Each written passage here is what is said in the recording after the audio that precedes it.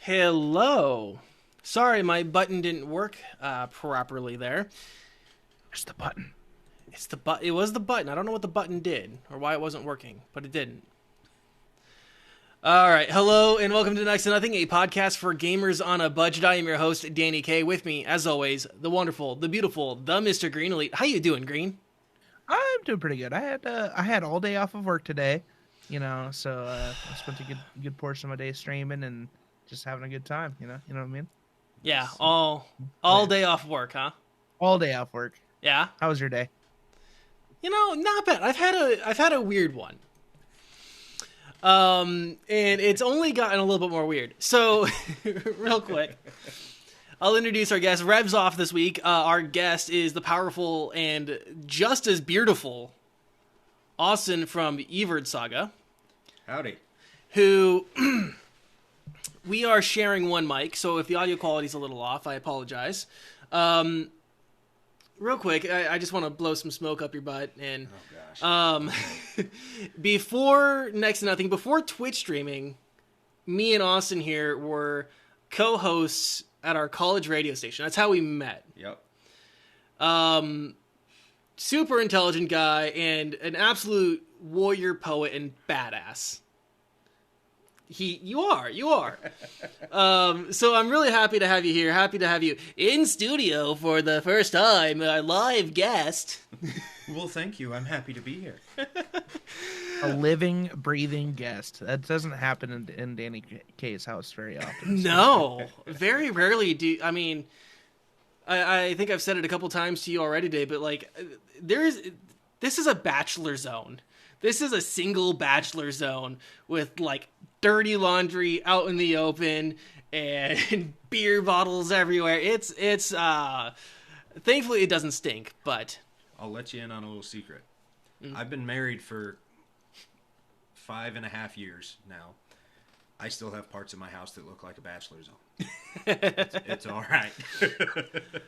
So we brought you on for a very specific reason.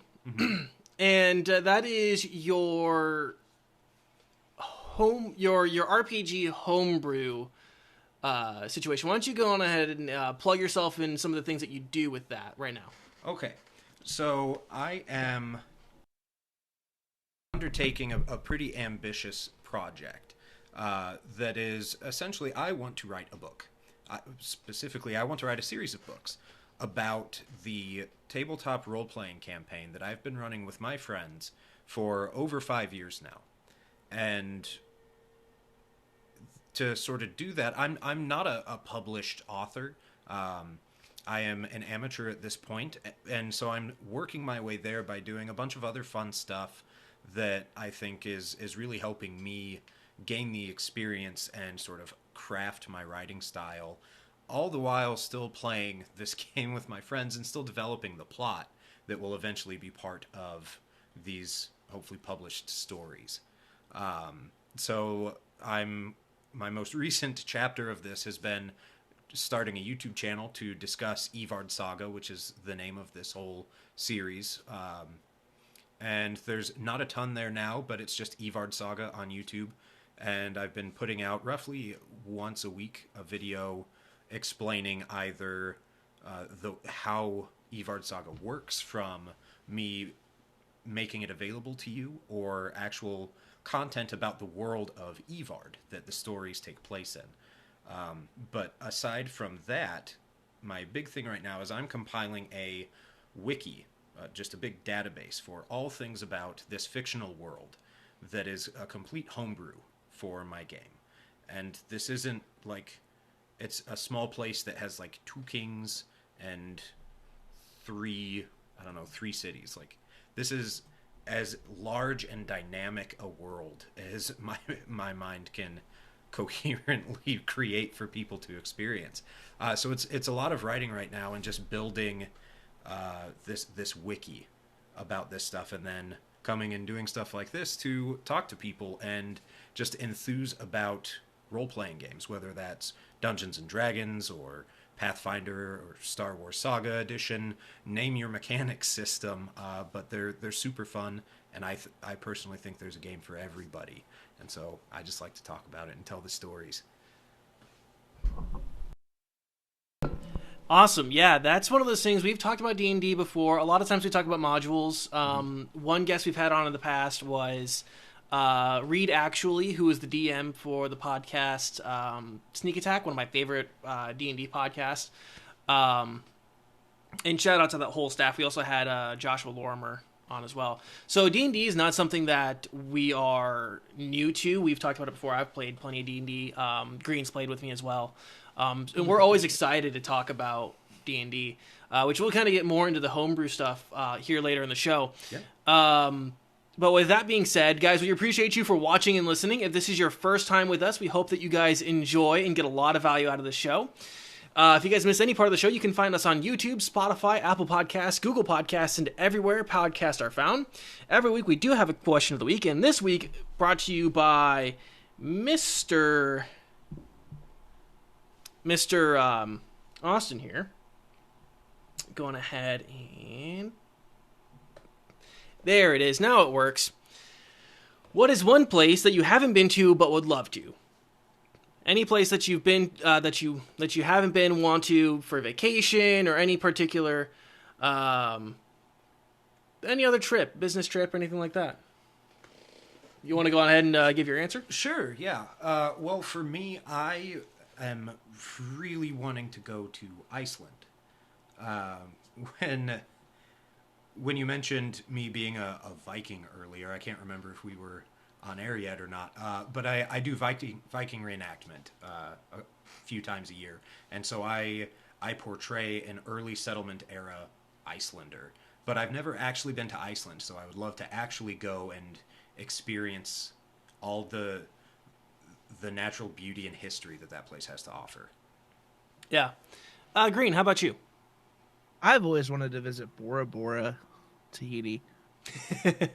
Right? Tahiti? Bora Bora, Tahiti. Yeah, it's Bora Bora, Tahiti. Yeah. They had those like bungalows over the ocean. They're like $5,000 a night. Yeah. Hashtag worth it. Sounds pretty nice with how cold it is outside. Right? Yeah, we're in negative degrees right here, so like Bora Bora does sound nice. I know I've mentioned it on the stream before, but I want to go to the Levant or the Middle East, very specifically. Go see like Turkey and Damascus and Israel, all those places. But they're a little beheady over there sometimes. So not exactly something I've been not exactly a place I want to be at right now. So go on ahead, let us know in the place. Your answer to the question of the week. You guys can also tell us in the YouTube comment section, or you guys can tweet at us. If you guys have any questions for Austin, you guys can also tweet at us, and I'll get them to him. And a link to his channel will be in the description of this episode and in the cards. So if you guys see that, I'll say right now on YouTube is when a card will pop up for his YouTube channel. So make sure you check that out. Green, we got a game. Yeah, we had a game. We had a game, all right.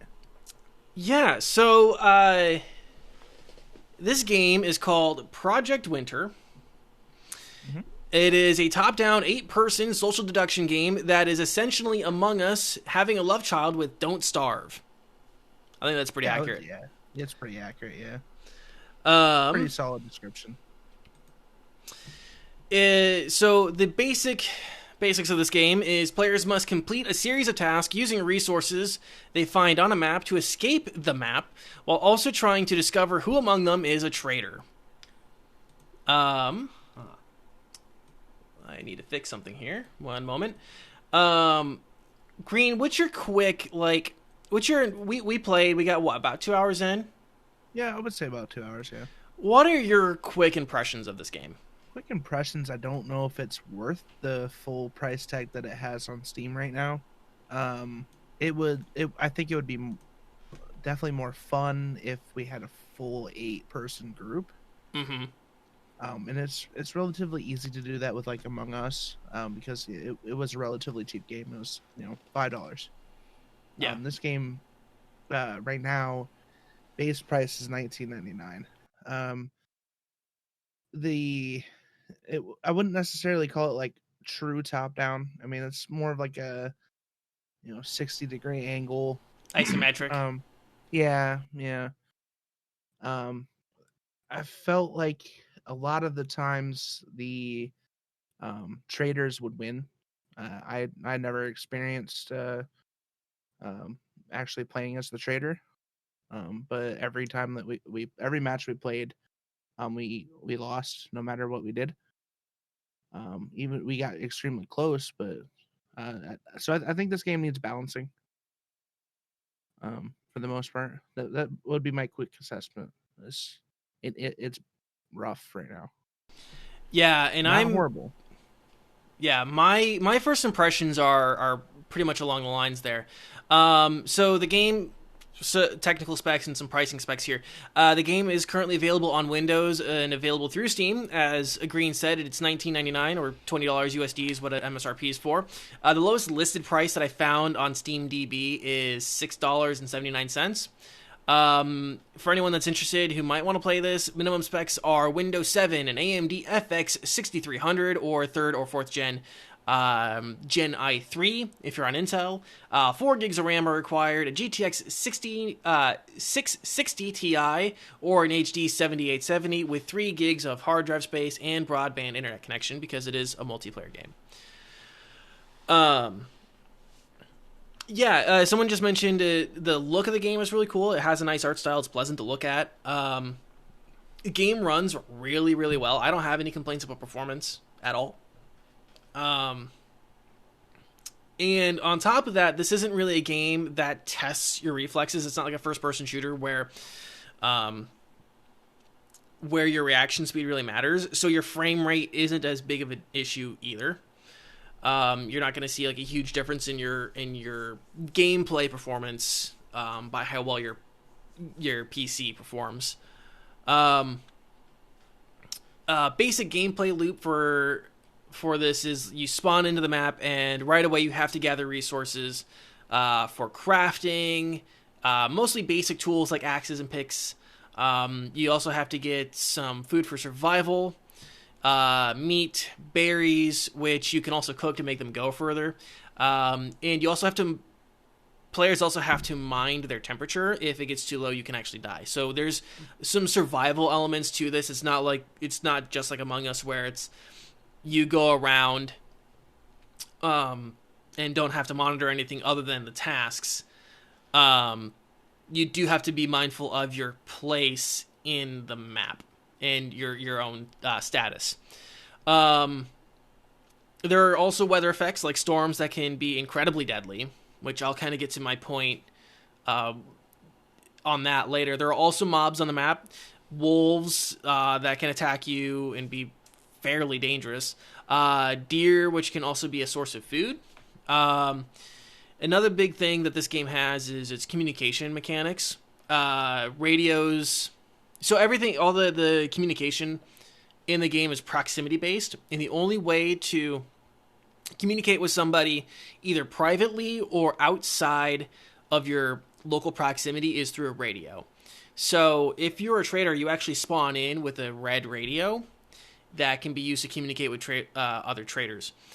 You can, as an innocent, you can actually build radios and use I think there's 2 or 3 different color bands. I think there's like a blue radio, yellow radio, and a red radio. So you can use those. You can use different bands to communicate across the map and try to keep information away from someone who you think might be potentially a traitor. There are bunkers around the map that require multiple people to open. So you'll find things like mechanical parts, electronics, and fuel to fix the required stations in order to leave the map. Let's see, traders, imposters have caches around the map where they can get weapons and traps to kill innocents. There's also some other gear, like they can get like gun parts to like make a gun and murk people with those. So that's kind of like the basics of the basics of the gameplay. The win condition for the imposters is to kill all of the innocents or just simply prevent them from escaping. And innocents win by escaping, which just in saying the win condition, I think a lot of people can see some of the problems that would arise from that in terms of how lopsided that is. Um, Mind you, it is timed too. yeah, it is timed. Um, Overall, the game isn't bad. I think there is some rebalancing that needs to be done, though. It's just a little too easy for innocents to lose, and it seems mostly by weather effects that seem to be more like the lose condition, or the weather really just seems to be more dangerous than the traders themselves, which is a bit anticlimactic. Like you're spending all this time trying to figure out if the guy next to you is trying to kill you or not, and then you all die to weather. Like, still counts as a win for the traders, regardless. And then there's one other thing I'd like to mention, and I don't usually like to mention it, but I feel like it is poignant in this case, and this is according to SteamDB. I was doing a little bit of research on the player numbers, and it hasn't really broken 1,000 concurrent players in a little while, which might be of concern to someone who doesn't have friends interested in playing a game like this. So that would be something to pay attention to. Again, we've only played about 2 hours of the game so far, so there's probably still some testing. I'll kind of go back to it and do some testing. But first impressions, I'm pretty tepid on this, especially for the price. You might want to check out more reviews of this game before buying the game, or you might want to catch it on one of the really good sales. Someone said, Zombie, who did play with us Friday night, said we played on baby mode, which I agree with. We did play kind of on baby mode, but that's like the basic mode, so maybe there's more to be had there. Again, just first impressions. We'll have to try out some of the new modes. Anything you wanted to add to that, Green? You hit the nail on the head. It was difficult as a survivor. Definitely something I would recommend waiting if it was on sale. I don't think it was worth the full $19.99, and I bought it with the DLC. So. Gotcha. Austin, thoughts, questions, opinions? Well, I haven't played it. This is the first I'm hearing of this game, and conceptually, I like pretty much every aspect of this. I enjoy these sort of figure out who the traitor is, sort of social challenge conspiracy games. I really enjoy those. Survival games like that. The Long Dark is a guilty pleasure of mine.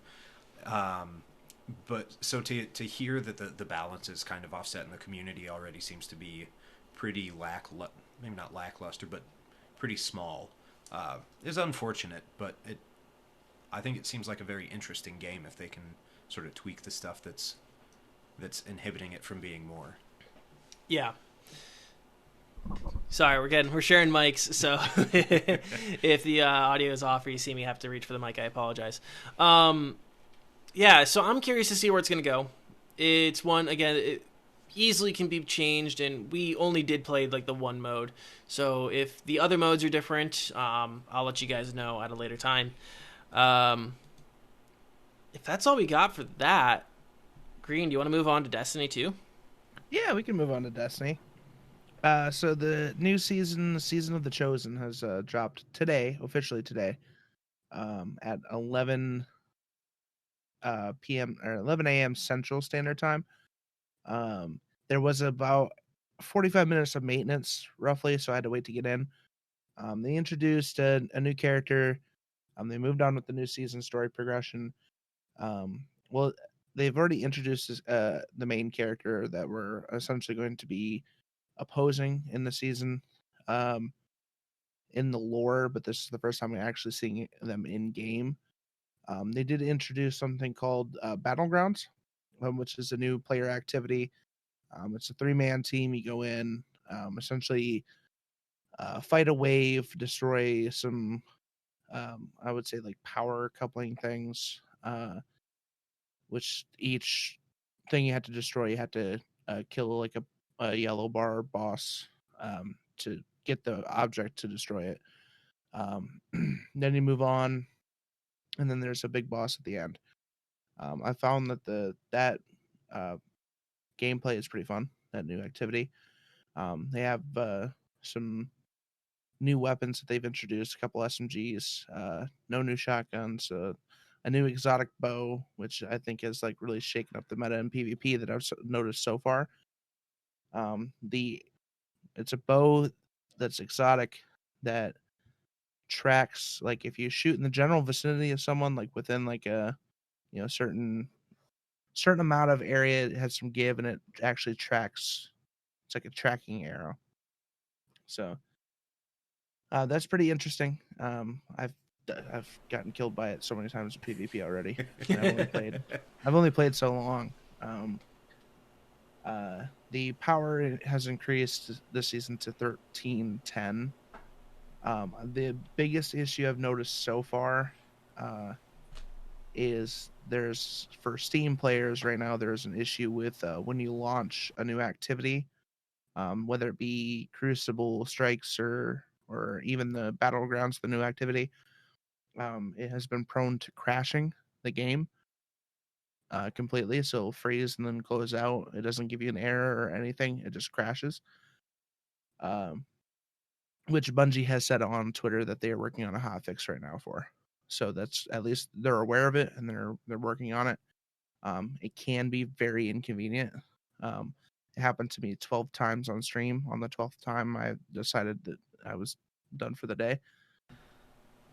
You said that happened today? Today, yep, 12 times. Yikes. Yep.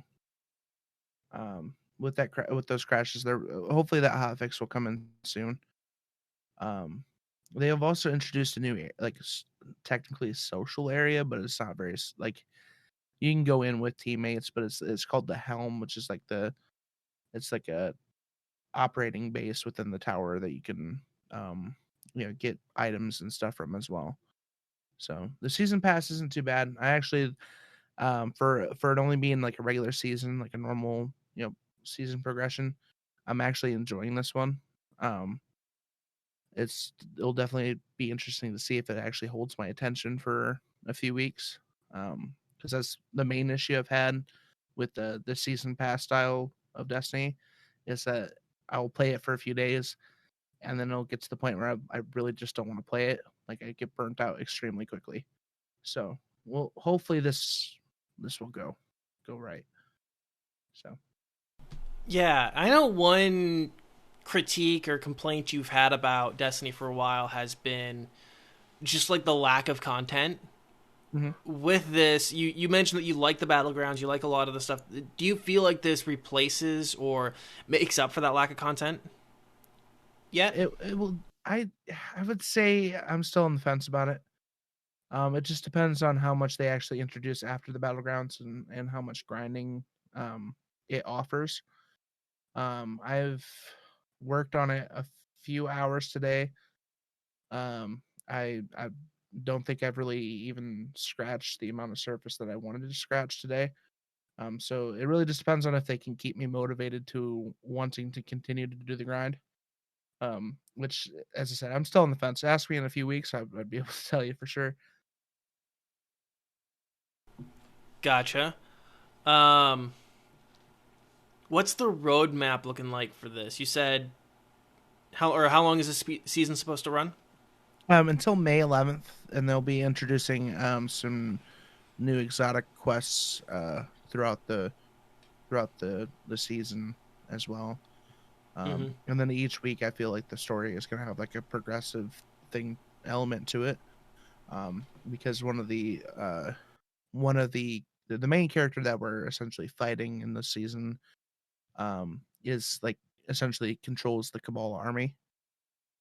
So it's the intro is really cool because it was a video of like that character and Zavala, who's the commander of the Guardians, essentially declaring war on each other because the main bad guy wanted us to serve them and work with them, and essentially told him he needed to bow down to him, and it was actually pretty badass on his part. He's like, no.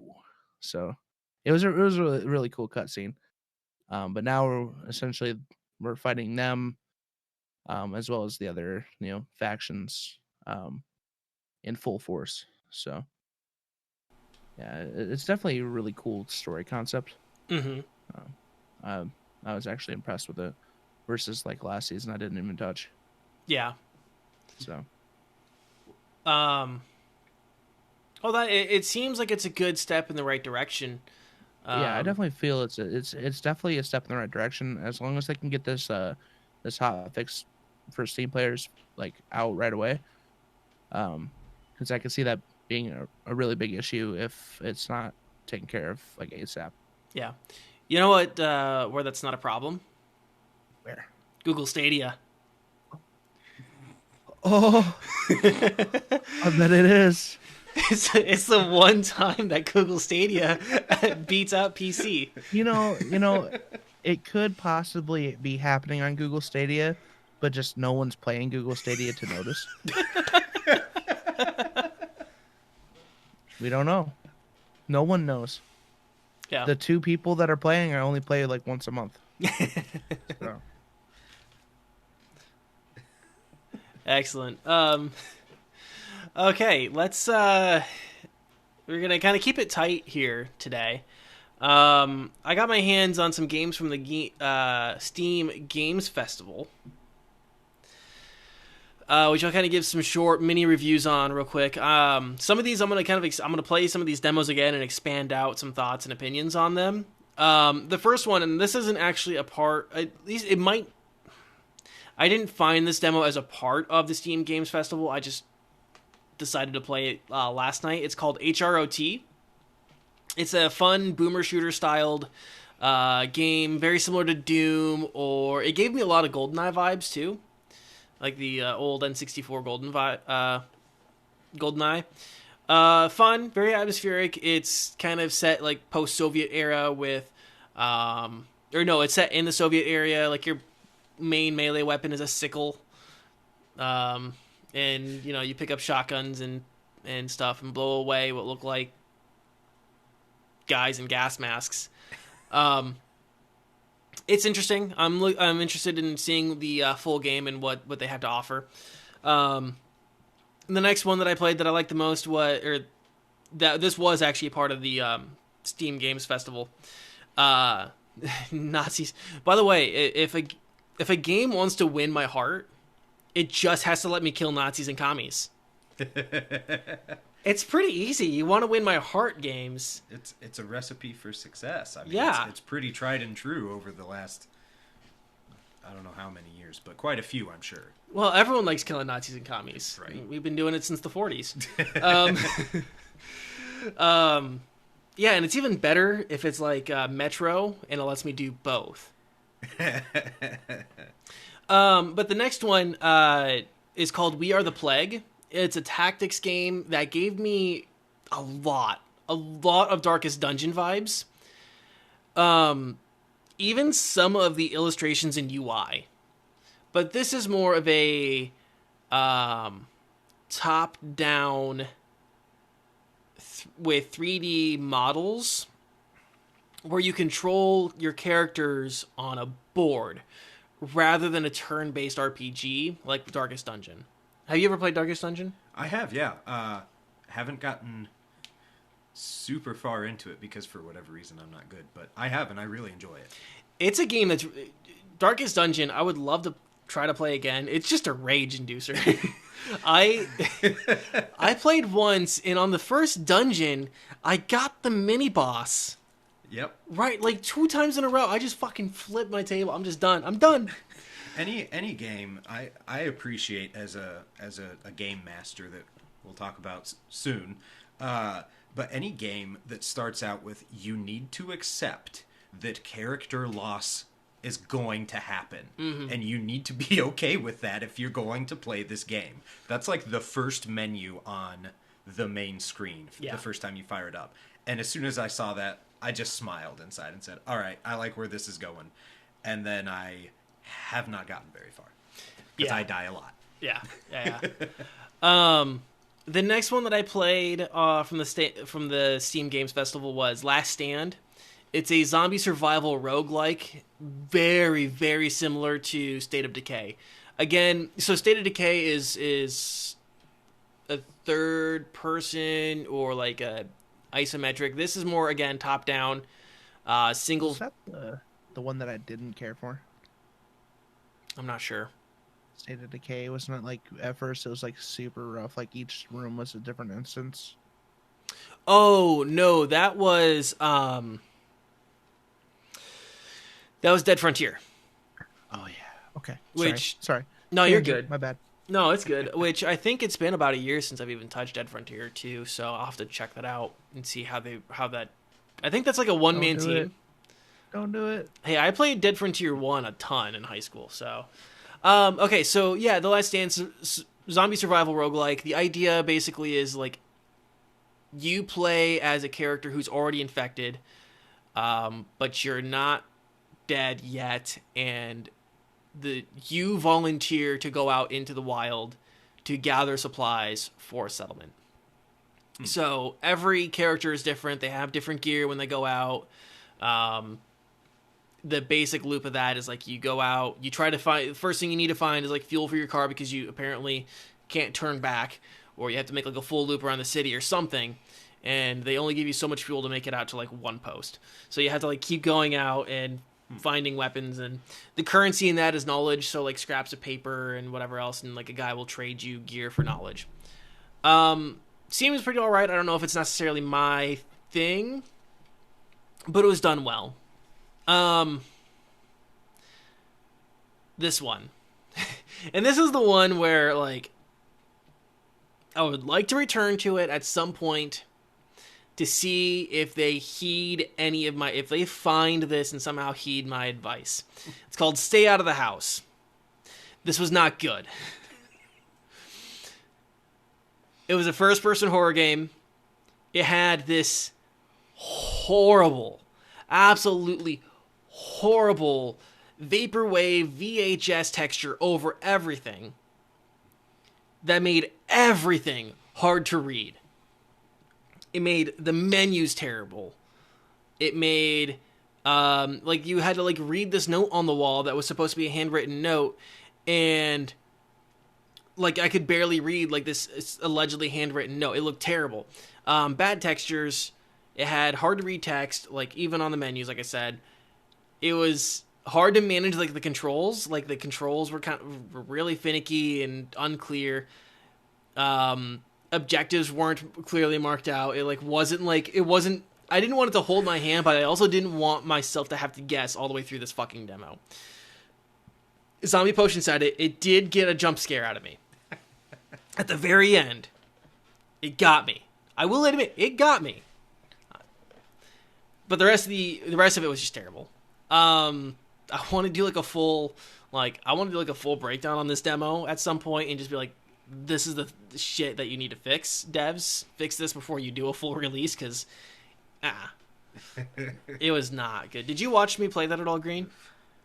I watched you play a good portion of it, and then like I got lost with the whole like handwritten note. Yeah, I got kind of ragey. It started hurting my eyes. Yeah. It started hurting my eyes. There's like some other weird stuff, like the models and textures got really weird with the filter. And I get like they're going for like this vaporwave stylistic thing. You don't need that much of it. Like a dab will do ya. It was not great. Yeah, I wasn't super happy with that one. And then I know it's a demo, but like there was no like option to change the audio. Yeah. Yeah, which is a big thing for me. Even for a demo, like that should be an option. Yeah, the demo should have the full gamut of menu settings anyways. Exactly. Which I will say, The Last Stand. So The Last Stand, that zombie roguelike one, I actually recommend that you play with a controller, which I didn't have, so I was playing on mouse and keyboard, and it, there's some stuff there, but it had actually a full accessibility set of options. Oh, wow. Which for like color blindness and some other really cool accessibility. I'm like, wow, for a demo to have accessibility options, which for if anyone's interested in more about accessibility, you can go check out our last episode with Brandon Cole or our previous episode with Brandon Cole. I was pleasantly surprised, and that was just kind of fresh in my mind, and I saw that, and like, hey, good on these devs for putting that in there. But yeah, Stay Out of This House was not good. Was not a good experience. That game needs some work, and if the devs find this and see this, feel free to reach out. I can tell you guys more specifically what I didn't like. Yeah, that was the Steam Games Festival. I'm sure we'll talk about it with Rev next week, see what demos and shorts he's played recently, if anyone's interested in that. Tune in next week. Green, did you play anything for the Steam Games Festival? I did not. I've been waiting for the sale more than the demos. Yeah, Lunar Sale starts today, I think, or tomorrow. Yes, I believe it was. You said the 9th, I believe. Yeah. Which Lunar Sale is, pretty nice. Just on an off tangent, because the Lunar New Year sale is also Chinese New Year. Steam China released recently, like in the last couple days. It's got like 56 games on it. Did you see that, Green? No, I have not seen it yet. Like I haven't actually looked at it. China-specific Steam service. I've heard about it. I just actually haven't looked at it. Yeah, it's got like a info on it. Yeah, 56 games. Get a hack for every single one of them. Yep. Access to North American servers so you can tank those pings. It's all the Warzone all the time. Yeah. So with that, I'll say that's probably the end of that conversation. We'll take a quick break here and be back in 2 minutes, and we'll discuss homebrewing and D&D with Austin here in just a moment. Guys, stay right there. Are you a coffee lover? Do you need a little pep in your step in the morning? What about knowing where your coffee comes from? Is that important? Well, try Grampian Roast Coffee on Etsy. That's Grampian, Grampian, and see our selection of single origin and blended coffees. Use code REVSVEN, REVSVEN, at checkout to save 15% off of your purchase.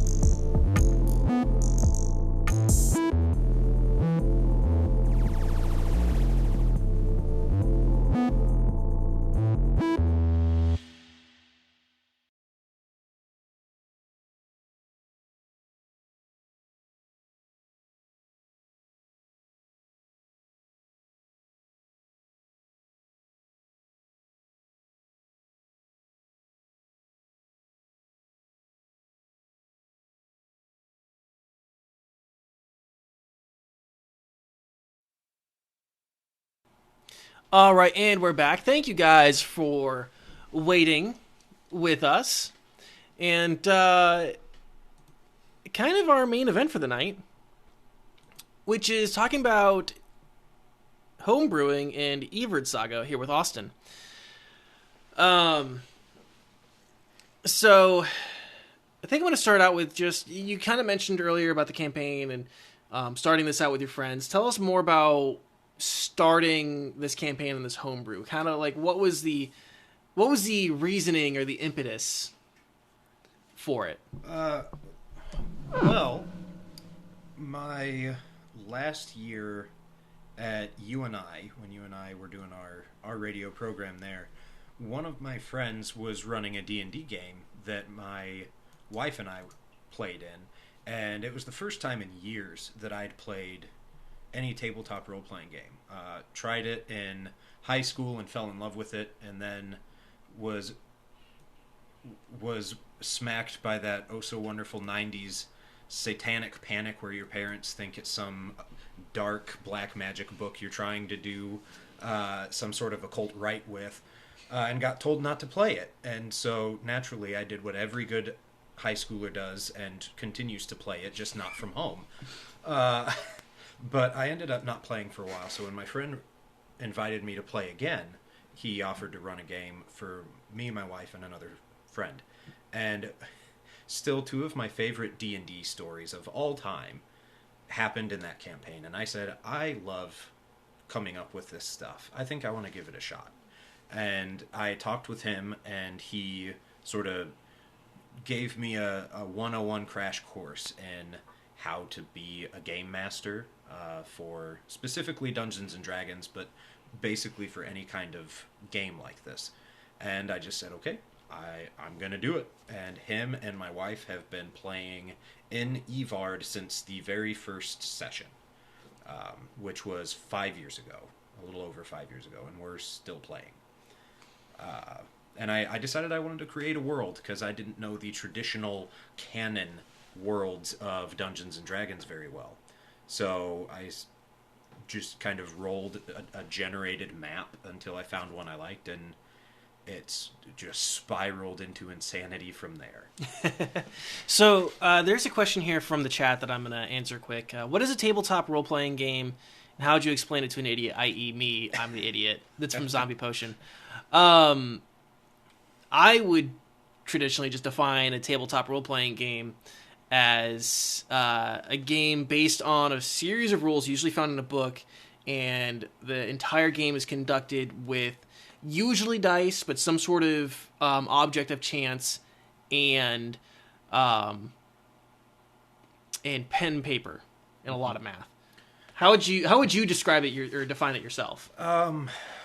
Yeah, most of them work that way. There are a few I've heard of that don't use any dice at all. I'm not super familiar with those.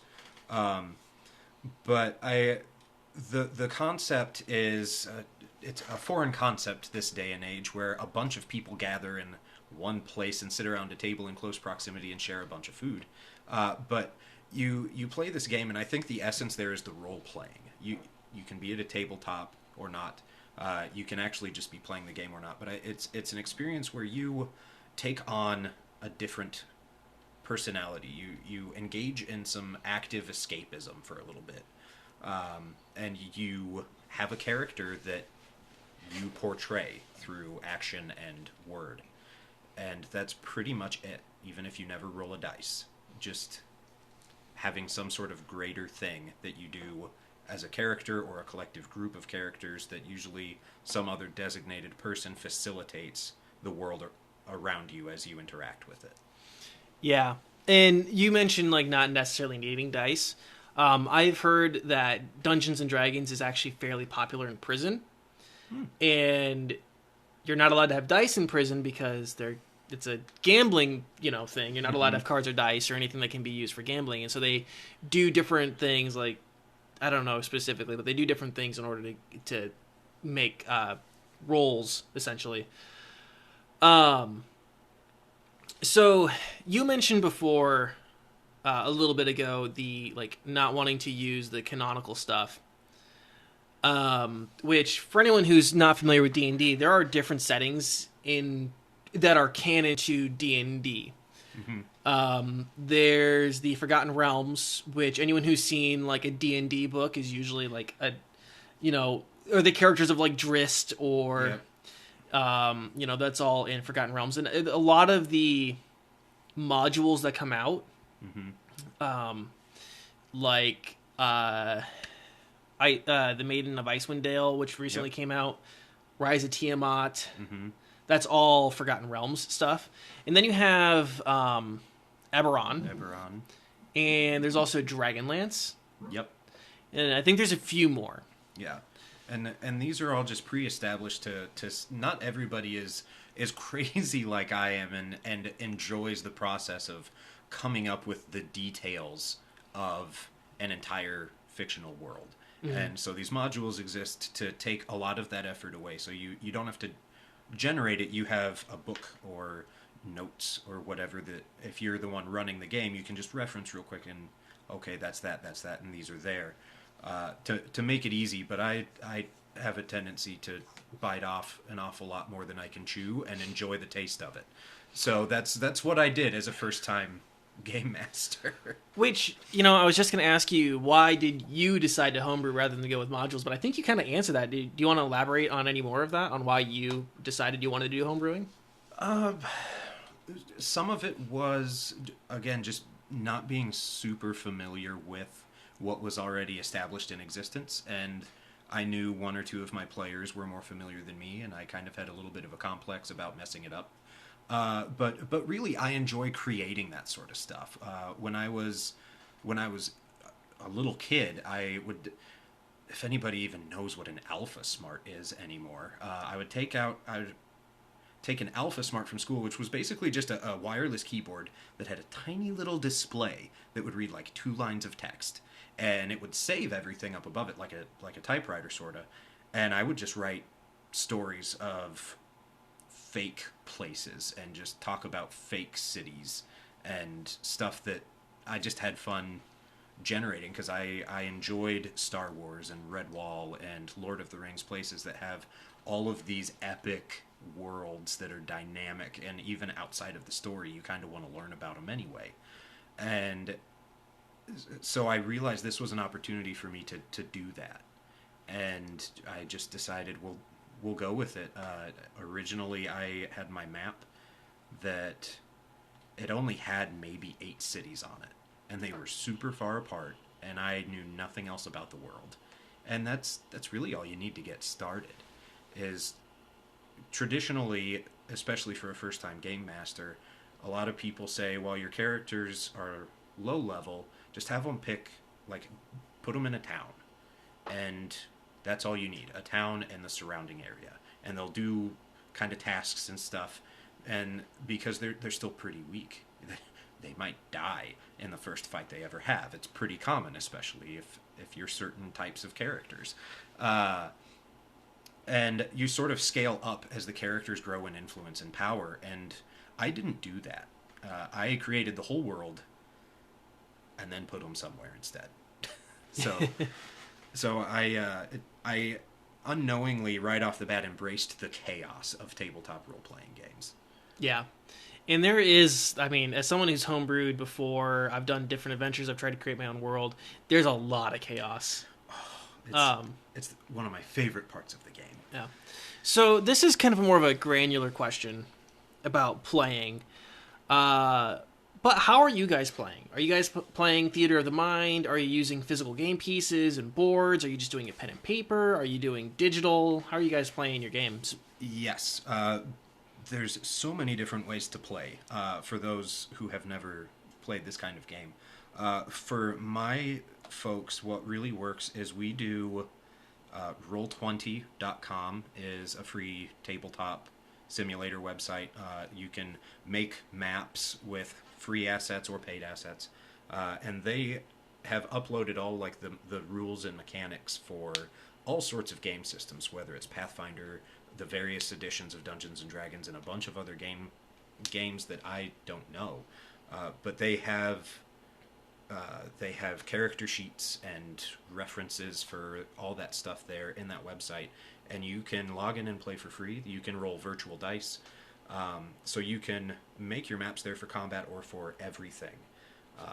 And I usually use it mostly for important scenes or combat, but most of the time outside of those instances, I usually just play theater of the mind, or we actually do a lot of text-based play in my groups, just on Facebook Messenger. It's really nice since I figured out, or at least had the inkling like a year or two ago that I might maybe want to try and actually like write about all this stuff. It'd be nice to have a text record to go back to, and that's actually worked out really, really well. And it's a nice way to deal with the scheduling of D&D, which is a big problem with tabletop games in general, is finding consistent times to play. And it allows you to sort of eke through story progression and events without having to be in a formal session, is sort of play through a messaging system. So that's what we like to do. I have never done one through text. I've heard of people doing that. I have never done that. I might pick your brain on that a little bit more here later, because that's something I have never thought about doing. And I do know that we have some questions in the chat, which we'll get to here in just a minute. And Elliot, I do agree. I feel like levels 1 through 3 are horror survival games. Yeah, it's rough. Yeah. So you kind of mentioned when you first started homebrewing, making your map. Mm-hmm. When you were homebrewing your D&D setting, or just your RPG setting, I should say, what are some of the first things you suggest someone do? Do you suggest going right for the map? Do you think that they should just start like writing down all their ideas? How do you go about it? So I think it depends on the person, because being a game master can be frustrating for one person in some aspects that are enjoyable to another. I love world building and character developing. Some people prefer to just run heavily combat-based stuff. So I think figuring out what about running this game you're excited about and running with that first. It might just be a super cool character idea, and that's all you have to go on. And then you kind of break down, all right, well, this character idea, why are they cool in this way that I like? What got them there?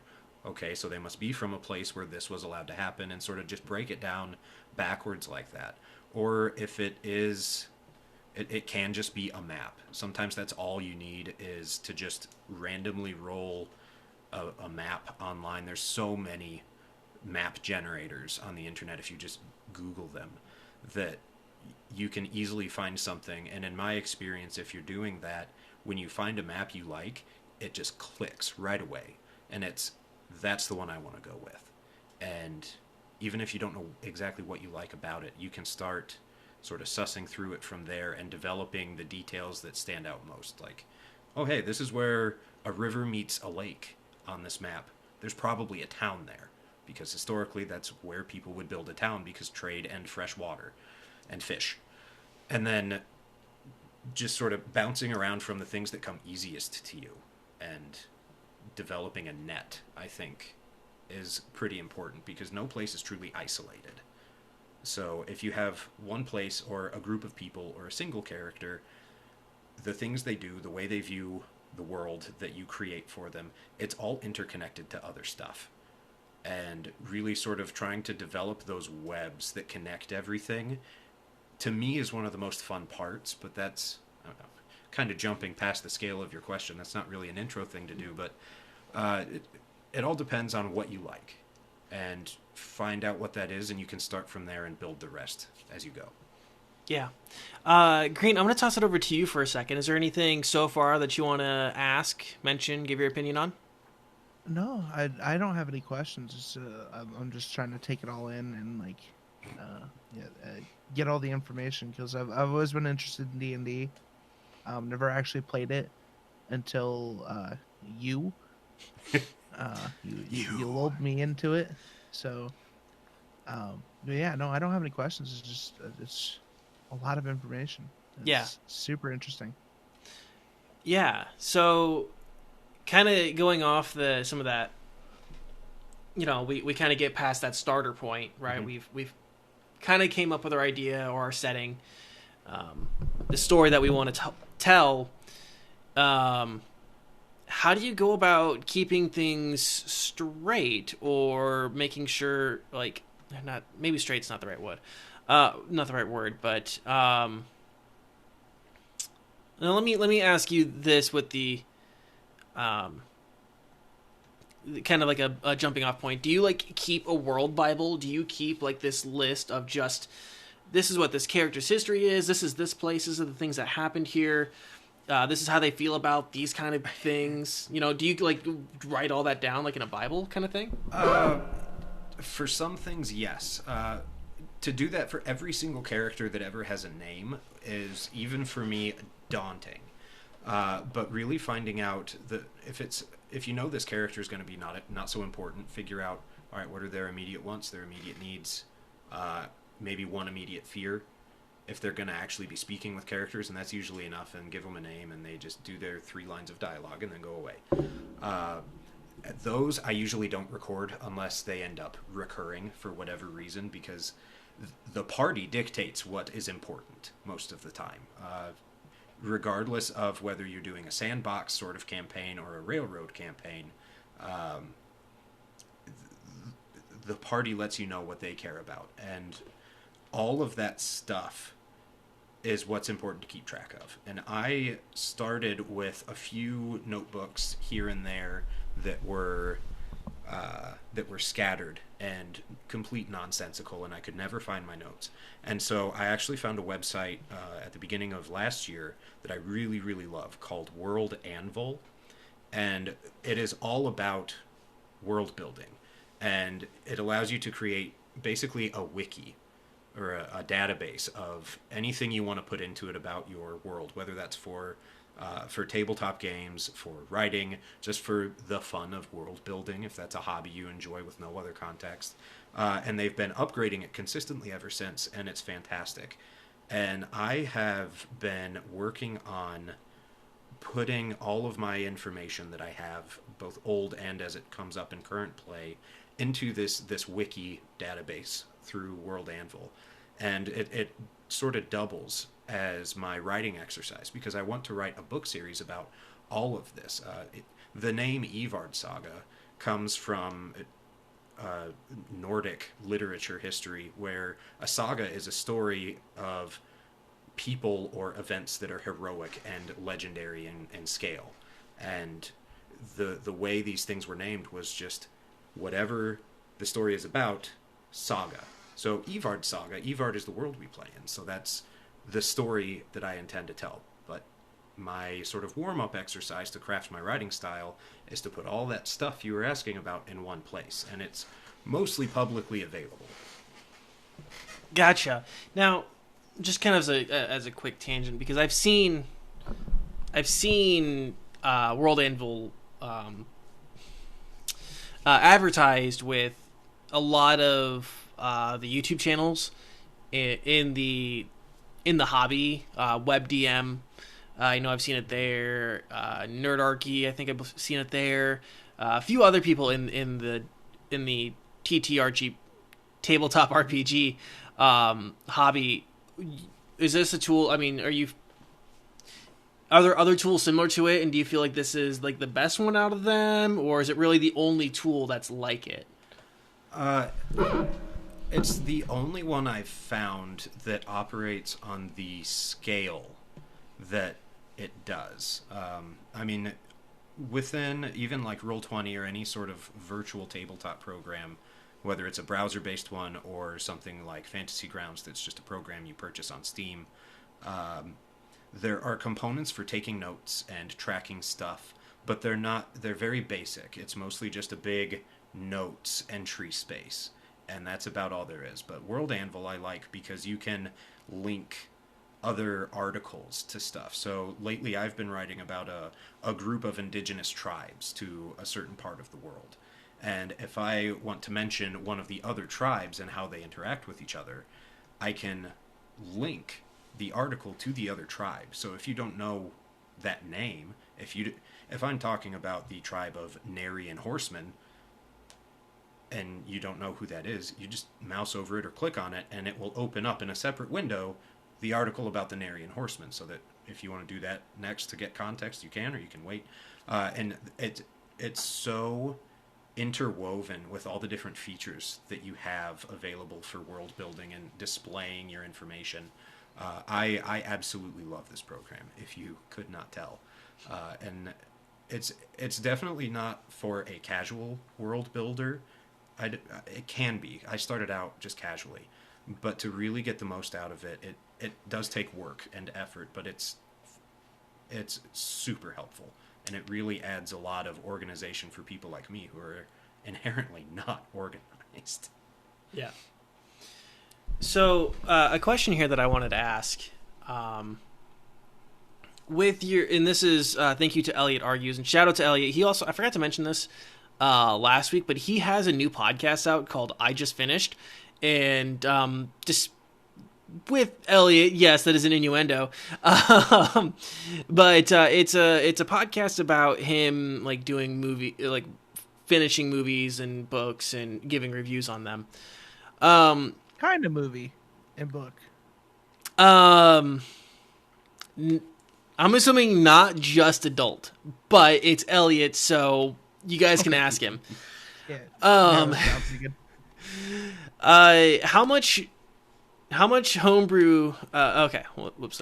When you homebrew, how far do you plan? Do you plan just like weekly for the campaign or for for whatever session it is?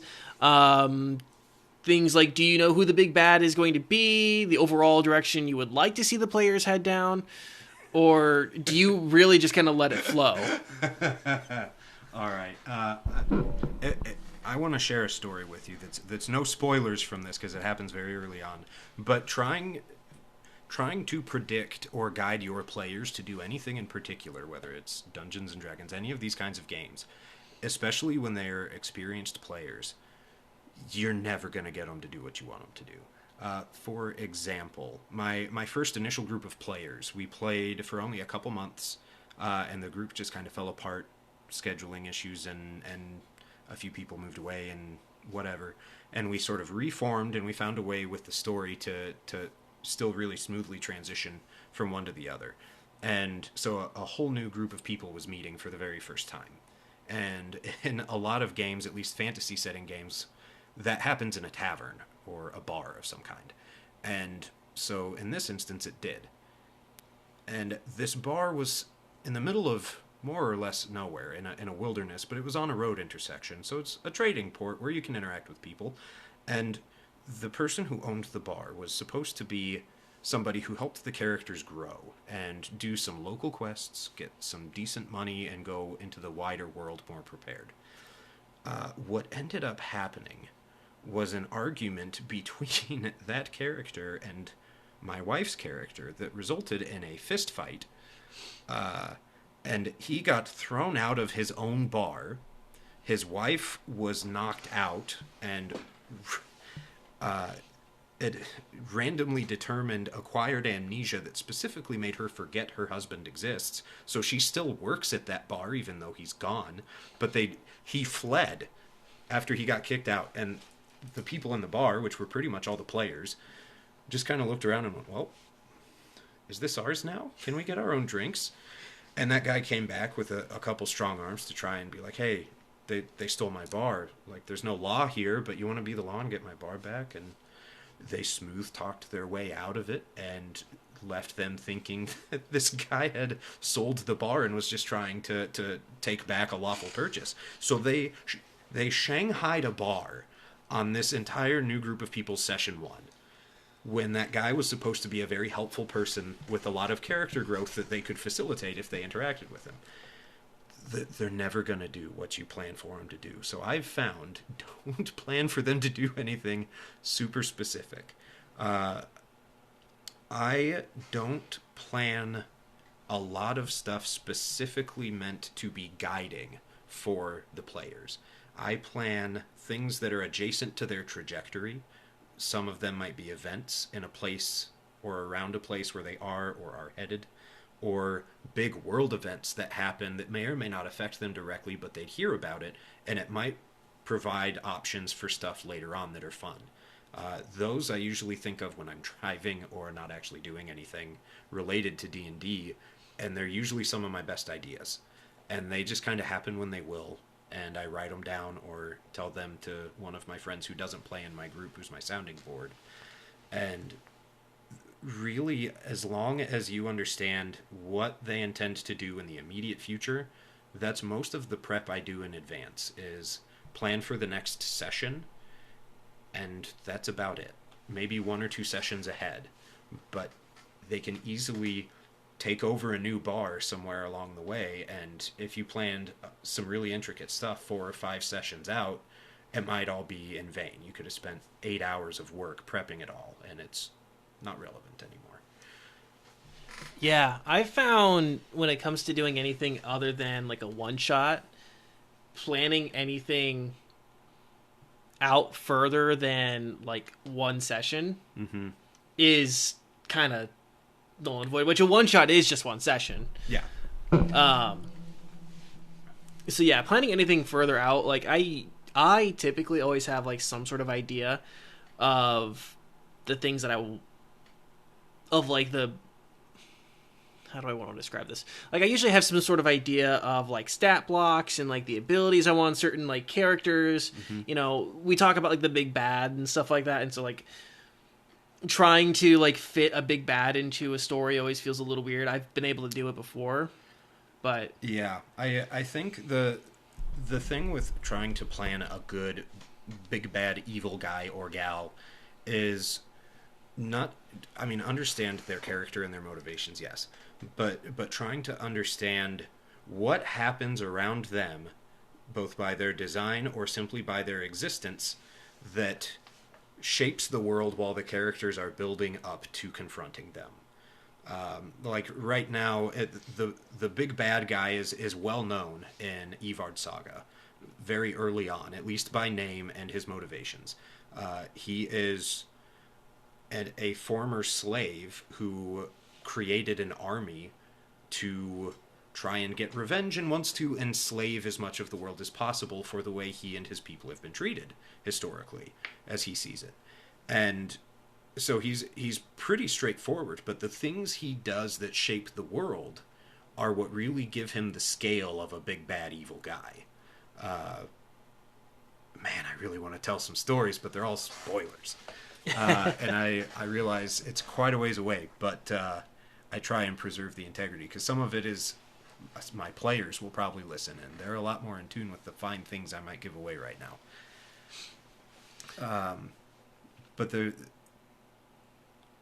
I feel like there's also this concept that you need one big bad evil guy. There's never just one big bad evil guy. Not even if you're counting like their henchmen and lackeys. There's, especially if you go to the trouble of creating a series of cities or kingdoms, even if it's not a whole world, there's got to be more than one. Whether they get along with each other or they conflict with each other and people get caught in the crossfire, there's never just one person with one agenda. And I think that's something that really helps give a dynamic homebrew world, is figuring out those conflicts that aren't just the party's actions. yeah, which I can kind of speak to that, like with TV right now. I've been watching Netflix's Peaky Blinders. Yes, yeah. Which I think is a great example of, like, there's never just one bad guy in that show. It's like you have Tommy and his family, which, for those who don't know, Peaky Blinders is a crime show set in Birmingham 1919 and later. And you have these rival gangsters of all sorts, and you have like these cops and all. I mean, as the seasons go on, I mean, they just kind of increase, and there's increasing dynamics, and the stakes get higher, and like there's always like a changing dynamic in terms of like the bad guy, but it's never just like the one bad guy. Yeah. And one thing that I really like to show in my game, because in D&D there's so much around, combat and going on quests and slaying the monster, getting the magic item, and becoming famous, but all that stuff pretty much always comes at a cost that I like to make my players feel, even if it takes a really long time to do so. Like, they may have killed a monster, but that monster may have that monster's absence may have unloosed something worse, or they may have conquered a city, but there are a lot of lives that could have been spared if they had not decided to throw a literal coup.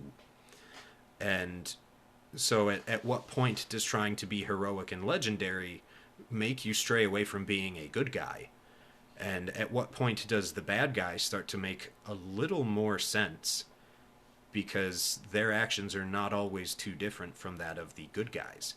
And I really like playing with that in my developing tensions in this story. Yeah. And there's a bit of knowing like your players.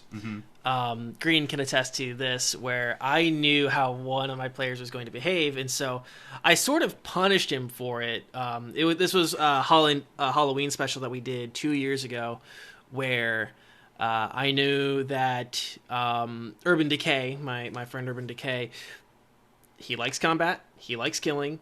It was a zombie survival thing, and I basically made it so every time they killed a zombie, it was going to get absorbed and increase the HP and the power of the final boss. That's fantastic. And that kind of topic here, it kind of rolls into the next conversation that I had here, and kind of into a question that we had in the chat too. So I'll kind of go with my first part of this, I'll kind of go into my first part of this, which is how flexible are you with your homebrew? Are you very protective of it? Like, these are the rules, this is the setting, and how often do you let things change based on what the players and characters do and say? For things that have already been established through the experience of the campaign, I treat that as pretty set in stone. I can't think of a good example, but basically, if it's something that's been encountered before or addressed before, like where a certain group of people live or the name of a business, that I try to keep preserved because it's been thoroughly established. If people don't really remember or care, it might get tweaked. If it hasn't been put on the map before, or at least encountered by one of the groups that plays in Yvard, I'm usually pretty open to change it to suit something that either makes more sense, makes the game more enjoyable, or that makes whatever that object is more believable for the world. There are some places where I definitely put my foot down, especially with characters wanting to try something new or different, or have a character with a background that doesn't make sense. Then I'll be like, okay, as you want it, no.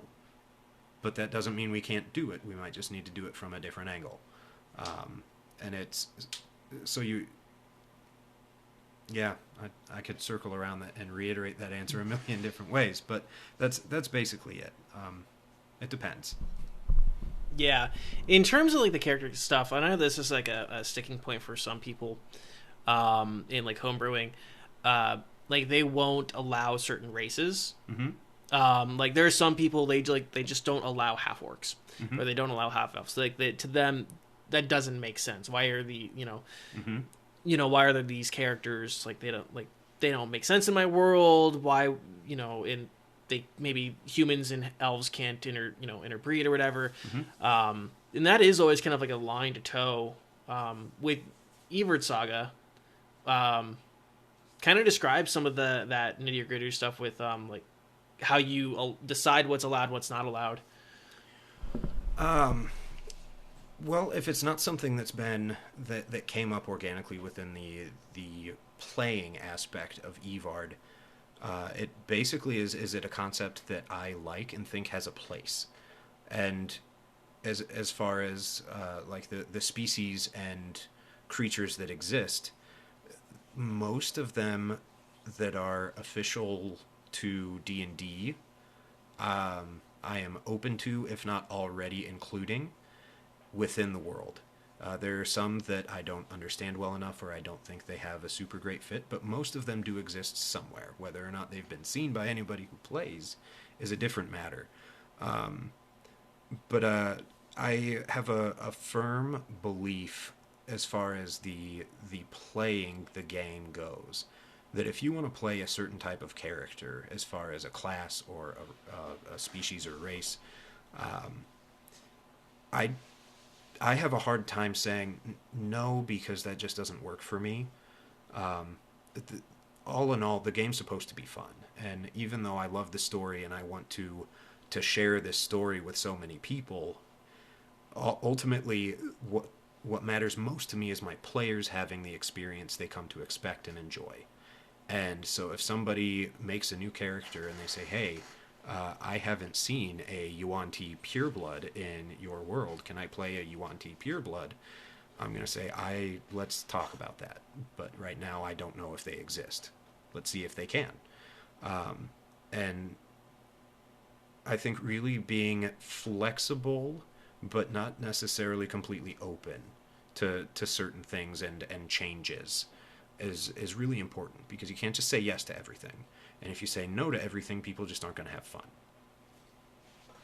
Yeah, that's a great point. And I think one of those things, if I could elaborate on that, kind of my own personal experience, my own viewpoint, is D&D is interactive storytelling. Mm-hmm.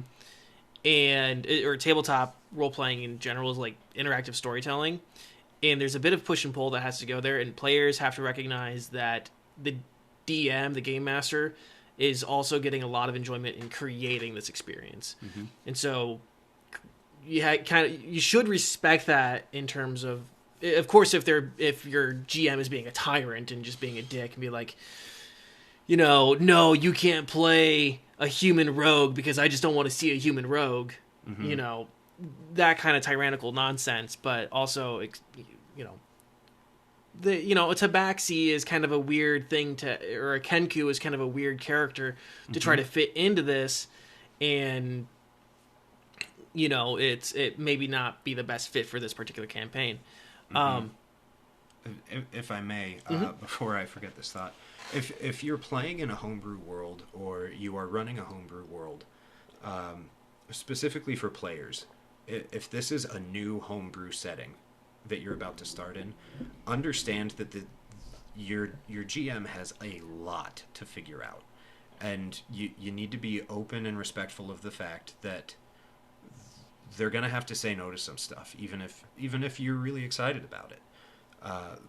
That doesn't mean they should say no to most things, and that's mirrored the same side of that or the flip side of that same coin is DMs. It's worth going out of your way to help somebody do something they want to do, at least at the start of a new game, because it really is going to make your game so much more fun if people at least get to start out on the 2 feet or 4 feet, depending on their character, that they want to start out on.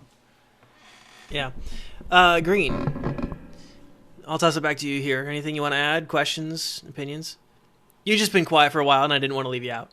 No, I've just been listening, like deep listening. So it's as I said, it's all interesting.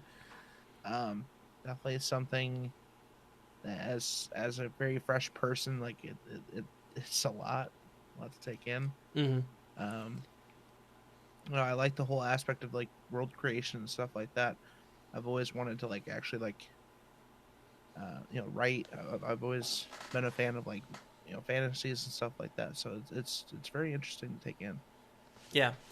So here's a question that I was going to get to in the chat. This is again from Zombie Potion. How do you handle extremely chaotic players? Zombie Potion, I saw this, and I am excited by this question. Thank you for this. It's a good one, and it's a problem any game master has had to deal with. I think, based on your wording, it's important to note a chaotic player is not necessarily a problem player. They can often be the same thing, but they're not. A problem player is a whole other conversation, and basically it depends. But chaotic players are some of my favorites, as long as they are respectfully chaotic. Because I embrace the chaos of this sort of hobby. I think it makes for fantastic storytelling, or at least the potential for fantastic storytelling. And if people want to do some completely bizarre, off-the-wall things that still make sense, I usually am willing to accommodate. But the way I deal with it, and my players all know this well by now from me in my style of running a game, is you can be chaotic within most reason, or even without reason, but there are going to be consequences. And if these consequences, I will do my best to make sure they fit the chaos you create. and are absolutely believable, and you may not like it, but it's sort of if you want to go out and do these drastic things will happen because of it, and you will have to reap what you sow. And I'm not going to try and ruin your game experience in vengeance. I try not to be a vengeful game master, but I will make you understand that you can't just be a murder hobo and expect to get away with it. But chaotic players do stuff like Shanghai a bar, or take down an entire squadron of city guards atop a wall, point a sword at the last one, being an absolutely drop-dead gorgeous elven woman in a blood-soaked performing gown, points a sword at this guy and says, "If you drop your weapon and be mine, I will spare your life." To which that guy's response was, "You mean like marriage? Because I've been married before and I don't want to go through that shit again." But chaotic stuff like that you can't predict, and it really gives the game life if you are okay figuring out how to roll with it, because it's not something that's easy at first. But I think the thing with chaos in any form is it has repercussions always. You drop a pebble into the water, there's ripples, and whenever a chaotic player wants to do something within the bounds, or a player within the bounds of their character, I usually allow it, and there will be ripples. You will find them, whether or not you like them. Sometimes they're not bad ripples. They don't have to be. But if it's something that's completely outlandish for your character, I will message you privately and say, I need to know in what way this person justifies doing it. Like, my wife's initial character in this so long ago didn't kill people. She did not carry a lethal weapon. She had a wooden sword and cuffs made of vines, so that when somebody went down in a fight, she would tie them up and administer first aid. So if she just decided to randomly go slit some dude's throat because he cheated at cards, I'm going to say, I need to know why, because this is not right. So it really is knowing your players and embracing the chaos a little bit and finding the fun. Yeah, and D&D does have a built-in mechanic for rewarding characters or players for justifying their actions and becoming inventive, and that's the inspiration system, which I struggle to remember about. Everyone forgets about inspiration. Yeah. But, oh man, I'm trying to think if there's any other questions. Oh, I guess I should ask just some other stuff about tools. You mentioned Roll20, you mentioned World Anvil. Do you use things like Inkscape or like any battle map design tools, anything like that you find really helpful? Not usually for battle maps, because Roll20 is more than sufficient for me most of the time. If I do go outside of it, there's a really cheap program. At least I got it cheap on Steam a few years ago. I believe it's called Painter's Workshop or something like that. It works very nice and you can export directly in a format that is suitable to Roll20 or a couple other virtual games or virtual tabletops. I use a few different map generators for depending on the kind of map I need. If it's like a city map, there's one I like. I don't remember the name of it, but I'll comment on the YouTube video when this comes up with that link, because it's really a good one, and it's not just a generator, you can adjust it, and I love that. But for the most part, that's what I consistently use, except for like artwork. I found a few programs that I like for doing character portraits and general like landscape art that I really like, and that's only been recent, and that's not so much for the game, but more for my production of Yvardsaga as a literary project. Awesome. Man, I'm looking at our time here, and I don't think I have any other questions. I'm going to toss it back to Green again. Any thoughts, opinions, questions? No, it just sounds really cool. When do you think you're going to be done with the book? The first book, I should say. Well, let's got see. a rough timetable for that? Not really. So my first emphasis is wanting to get this wiki that I mentioned earlier more filled out than it is. And right now there are, I believe, for like cities, villages, settlements of any size, there are, I believe, 91 on my map, and each of them will have a corresponding information page. That's not to mention characters, the nations they belong to, the general territories of the world, information on unique species to this world that are not inherent to other game systems. There's a lot to put in, and it will probably never fully be done unless I just decide I'm going to stop. But I at least want to get the base stuff for the world and its common things for people who just want to explore a fictional place before I really start knocking out the book. But I am sort of ticking away at the prose in the book itself. In late December, I have a Patreon for Yvardsaga that is just Yvardsaga, if anybody's interested at that. But that's a different question. But I do have available as a patron exclusive the first draft of my prologue. I actually recorded me reading it as sort of an exclusive little tidbit for those who are involved in that community. So I am slowly chipping away at that. But that's in addition to working on the wiki, planning D&D sessions, playing D&D, so, and it's just me, and doing YouTube videos once a week. So it's all... It's an awful lot for a one-man show, but man, I love spinning all these plates. And I'm probably going to release at least the first sections serially in that good old literary fashion. But yeah, I'm hoping at the end of this year to be focused really heavily on writing the book. Anything else on that, Green? Any other follow-ups, thoughts? No. I'm just excited to see where it takes you. Thank you. Yeah. Me too. So, I'm glad you mentioned this because I was just going to ask you about it. You do have Patreon. Mm-hmm. Tell us a bit about your Patreon, some of the perks and tiers and stuff like that, if people are interested in checking out your stuff. Yeah, sure. So just patreon.com/Yvardsaga.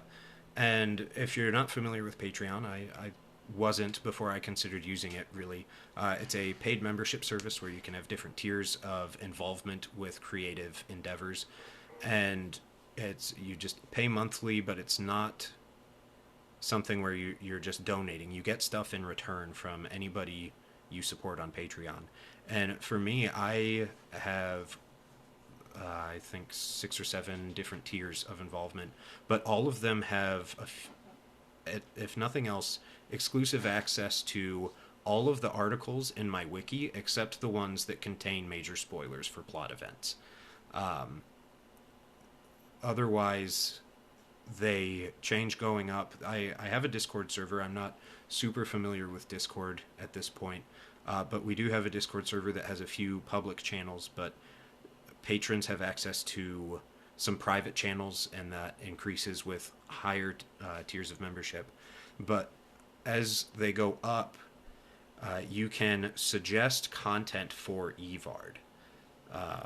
So say you have a really cool bar that you like, that maybe you homebrewed yourself and you want to, I don't know, memorialize it in Yvard, or you just think it's a cool idea, or a character that might be in the background of said bar. You can propose that at certain levels of membership, and then a broader community votes every month. And whichever one is voted in, I coordinate with you, and your stuff actually will become part of Yvard. Assuming I have your permission to put it in a published product later on. And with that, there's also access to not just Yvard-related stuff. Some of my higher tiers, if you like world building, or if you want to run a campaign yourself for the first time, I will dedicate a pretty good chunk of time to brainstorm with you and help you build your world. We can never mention Yvard or any of its stuff, or running your game. My highest tier, if there's something you want in the world, you can once a month skip the voting process and just say, this is there now. And as long as it doesn't conflict, it's there.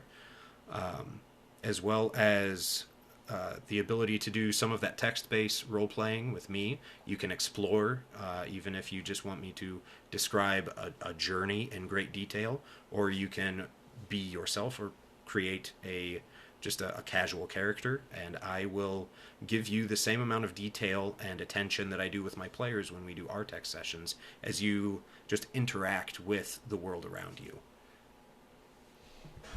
And I will include links to the YouTube channel and the Patreon down below in the episode description. Was there anything else, because we're kind of wrapping up the show here, was there anything else that you wanted to plug, promote, or let people know about that you do, and where people can find it? Yes. So if they're kind of organized for most of the sort of discussion of Yvard and adjacent things. That's what the YouTube channel will be a lot about.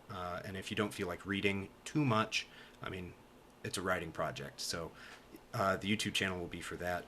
Patreon is for exclusive stuff, but there's still a lot of attention given to you, the public, because Patreon isn't feasible for everybody, and I don't want anyone with interest to lose out or feel excluded. And for that, it's all just on Facebook. Just facebook.com, search Yvardsaga. Or if you want to actually read the database and the wiki that has my maps and all sorts of other stuff, just Yvardsaga.com. And I will put out there are some harsh themes in this that may not be super easy to just kind of vibe with for people. Like there's some brutal practices of slavery and crime that really help build the tension that the story's around. But there's also I try to be inclusive with this world as well. I was smiling listening earlier today to the most recent episode you mentioned about accessibility, because it just made me think. I have a lot of different of people represented, both ethnically and ability or disability. There's a lot of LGBTQ variety displayed in this world, because it's in the end I want this to be something that people enjoy, and fantasy and tabletop tends to be something where people want to escape the real world, and there's an awful lot of darkness that exists in the real world and in Yvard too, but I try and make them not the same thing. So there might be stuff that's a little hard sometimes. I try not to make too much of that publicly accessible, but it's there for a reason, and usually that reason is for confronting or reckoning hard things. Yeah, and I'm going to kind of hijack, you're mentioning the accessibility and stuff like that, and that's something that the tabletop community has been kind of struggling with a little bit. Mm-hmm. There's a lot of, what's the right word to describe, just discontent with a recent addition to D&D. There were a lot of people who were not happy with the way that Wizards of the Coast, had kind of, in their words, mangled, like the species or race stuff and whatever else. And kind of to those people who are upset about that, what I'm going to say now, take whatever you learned here and make your own. That's the wonderful thing about D&D, is that it's just a set of rules. Mm-hmm. It doesn't matter what Wizards of the Coast puts out. Mm-hmm. You can make your own, and you can enjoy it however you want and with the people that you want. You don't have to, if you don't like something Wizards of the Coast has done in the Forgotten Realms or Eberron or something, you don't have to play that. Yep. You can shift and adjust whatever you want or need your game to be. The rules are there as a guideline. I do want to make one thing clear, because mentioning Wizards of the Coast by their name is sort of I'm looking over my shoulder, because they get kind of picky about who says D&D and does stuff and things that make money around them. But they have this wonderful thing called the Open Gaming License that's not just theirs, but Yvardsaga will not teach you how to play D&D. I would like to make that very clear. This is prose. This is narrative. This is not mechanics. So if you understand how 4th edition and 5th edition D&D mechanics work. There's stuff that you will recognize and understand and be like, oh yeah, hey, that's what that is. But if you want to learn D&D, you'll have to talk about that with me outside of my stories, because they will not tell you how to play. Yeah, just wanted to make that clear in case anybody from Wizards of the Coast happens to pop in. Yeah. Yeah, this is something that, you can use for any edition of D&D probably. Mm-hmm. Well, maybe not first edition, but first edition is very limited. Mm-hmm. But I mean, if you wanted to use Pathfinder when you're using Yvardsaga stuff, or Challenger, which is an open source one that you guys can find for free, any of that stuff would fit any system. Yvardsaga is system agnostic for. Yes, it is. Really, the only thing about it is some of the creatures that exist are, some of them I believe are specific to Dungeons and Dragons and Wizards of the Coast. But really, you don't have to include them. They can be sort of tucked in a little forest somewhere that nobody ever goes. But that is a fair point. Thank you for making me think of that. Eventually, I would like to be able to make Yvard as a world a published setting outside of the saga, and just be able to provide the information of the world for people to play in, so that it's kind of a module, or at least a structured setting that has no super great storyline unless you want to embrace the history that comes up in my world. Yeah. So guys, check out the Facebook page, check out the Patreon, check on the YouTube. No Twitter, right? So far, no. I've been pretty morally opposed to Twitter for most of my life. If I ever do, it's probably going to be for whimsical stuff, like posting tweets as various other characters, like Del Meliama, the child priest who plays pranks on literally everyone. He's a fun character. Yeah. He would love Twitter. So, Green, what's coming up on your channel? Definitely going to be keeping an eye out on Destiny 2. Apex is definitely a must for me this week as well. Hopefully I'm just going to take it, one day at a time, and see what day each day brings me. Other than that, you can catch me on twitch.tv/MrGreenElite. I'm also on Facebook and Instagram, Twitter, Facebook, OnlyFans, all the fancy things, all at MrGreenElite. So, yeah. Excellent. Coming up on my channel, probably be playing some Fallout 4 this week. Again, I gotta finish that. I know I've been saying it for a while. So yeah, probably I'm just gonna try to finish Fallout 4 this week. Probably play some Minecraft. I played episode 2 of Not for Broadcast last week, and I'm going to go on ahead and upload that to YouTube. Upload that playthrough. I did what I called a bootlickers run, where I just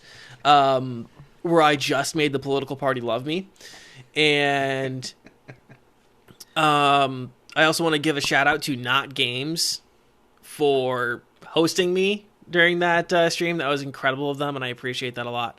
Otherwise, you guys can find me on Twitter and on Instagram at Daniecae, DANIECAE. And of course, you guys can find me on YouTube at Daniecae Media, where this podcast will be uploaded to as well. Speaking on behalf of Rev real quick, guys, go find Rev on his channel, twitch.tv/RevsFen, and check him out on Twitter at RevsFenTV, as well as Instagram, and also his TikTok. And he's also been doing a lot of stuff on YouTube, so go find his YouTube channel. All that stuff you guys can find, I'm sure, on his Twitch channel. Other than that, I don't think we have much else to add. Anything you want to add? I mean, I'm like you. I could go off on so many tangents that have nothing to do with anything. So thank you very much for having me. If I know a few of you in the chat might have been folks that I brought here. You might not be familiar with this podcast. Check out a lot of the previous stuff these guys have done, because it's really great. A lot of good reviews of games, a lot of news, and just a lot of good content. Yeah, I've really been a fan of this program, so it's really special for me to be on. Thanks. Well, of course, and I appreciate you coming by and hanging out. It feels like we're back in that cramped little studio back in college. It was a pleasure having you. Yeah, thank you, Green. A lot of knowledge. So that's going to wrap up the show for the week, guys. We appreciate all of you for joining and listening. It means a lot to us that you guys take the time every week. And if this is your guys' first time, hopefully we brought you guys a lot of value. Don't forget the question of the week this week, which is, what is one place that you haven't been that you would love to go to? Answer that in the YouTube comments down below. Let us know in the chat, or you guys can even tweet at us. My handle is at Daniecae, like I mentioned earlier. If you guys missed any part of the show, you can watch us and listen on YouTube, Spotify, Apple Podcasts, Google Podcasts, and everywhere podcasts are found. If you guys want to help support the show, you guys can like, subscribe, and leave a comment. But the best way, number one, top tier way to help support the show is by telling your friends. It does mean a lot to us. I want to say real quick, last week's episode did fantastically for, I don't know if you guys told your friends or if we just struck gold with some of our topics, but it did very, very well, and we appreciate you guys for helping us hit that. You guys helped us actually hit a really good goal.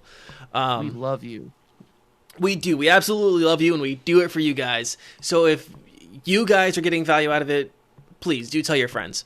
Other than that, guys, stay safe, stay warm. If you live in anywhere where there's ice and snow, stay warm. It's fucking cold out. Frigid temperatures. Yes. I actually looked at the temperature today. McMurdo, Antarctica was 18 degrees Fahrenheit, which was a good 20 degrees warmer than what Iowa was today. So stay safe, stay warm, keep fighting the good fight, and we'll talk to you guys again next week. Bye! I love you.